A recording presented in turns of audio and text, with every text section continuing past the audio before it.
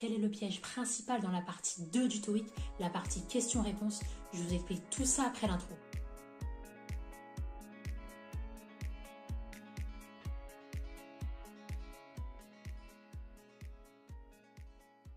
Alors au TOEIC, un piège, c'est une option de réponse qui est conçue pour vous induire en erreur et vise à tester votre attention aux détails et votre compréhension de l'anglais. Avant de vous indiquer le piège principal qu'on retrouve dans la partie 2 du TOEIC, c'est important d'avoir le contexte et en quoi consiste cette partie concrètement. En résumé, pour cette partie, vous entendez 25 questions ou affirmations.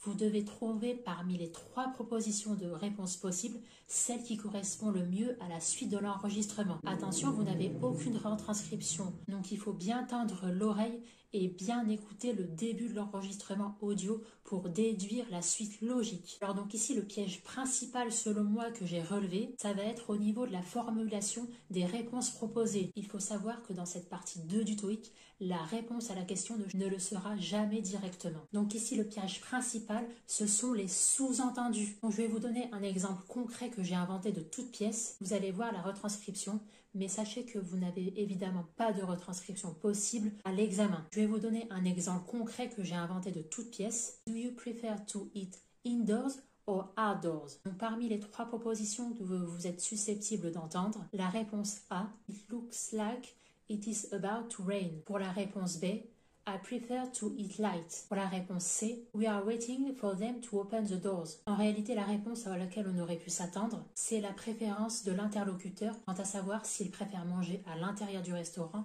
ou alors en terrasse. Mais en fait, pas du tout. En fait, ici, la réponse correcte, c'est la réponse A. Toutefois, elle est sous-entendue, cette réponse. En effet, dans cette réponse A, l'interlocuteur sous-entend qu'il ne va pas tarder à pleuvoir, donc l'option de manger à l'extérieur n'est pas envisageable pour eux. En plus de ça, pour vous induire en erreur, des mots qu'on entend dans le premier enregistrement audio sont repris dans les propositions de réponse, dans la réponse C en l'occurrence. C'est le mot doors. Ça, ce sont des distracteurs, et les distracteurs, j'en faisais justement référence dans la vidéo que j'avais dédiée à l'erreur principale dans la partie 2 du TOEIC. Je vous invite à la consulter. Donc là, ici, le conseil clé que je vous donne pour vous en sortir dans la partie 2 avec les sous-entendus, c'est de procéder par élimination parmi les 3 choix de réponse. En plus, contrairement aux autres parties du TOEIC, ici, vous n'avez que 3 choix possibles. Ce qui peut vous aider aussi, c'est d'être attentif à la structure grammaticale de la phrase. Par exemple, si la question est posée au passé, la réponse doit l'être aussi. Le premier mot aussi de l'enregistrement que vous entendez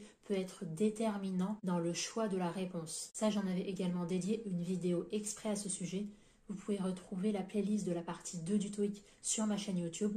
Vous y trouverez tous les conseils pour aborder sereinement cette partie. Avant de partir, le conseil révision que je peux vous donner et qui fonctionne pour moi, c'est d'écouter le maximum de conversations qui correspondent à la partie 2 du TOEIC, avec les retranscriptions audio. Il y a énormément de chaînes YouTube à ce sujet. Je les ai d'ailleurs organisées en playlist sur ma chaîne YouTube. N'hésitez pas à aller y jeter un coup d'œil, ça vous fera gagner du temps. 2 choses à faire en revanche quand vous regardez ces vidéos, c'est d'avoir un carnet de vocabulaire à portée de main. Dès que vous entendez un mot que vous ne connaissez pas, vous le recensez directement et vous l'apprenez par cœur. Alors autre chose en mode révision, tendez bien l'oreille pour distinguer au mieux les homophones. Ça va vraiment vous aider et ça va vraiment être facteur de réussite dans cette partie 2 du TOEIC. Avant de partir, dites-moi en commentaire quelles sont vos difficultés au niveau du TOEIC et j'y dédierai une vidéo exprès à ce sujet pour vous aider à surmonter votre obstacle. Aussi, lâchez-moi un petit like, ça encouragera mon travail. J'ai vraiment à cœur d'aider les candidats au TOEIC à réviser efficacement l'anglais pour optimiser au mieux son score final. D'ailleurs, si vous étiez comme moi et que vous êtes débutant au TOEIC, n'hésitez pas à récupérer ma mini-formation offerte. C'est sur 4 jours.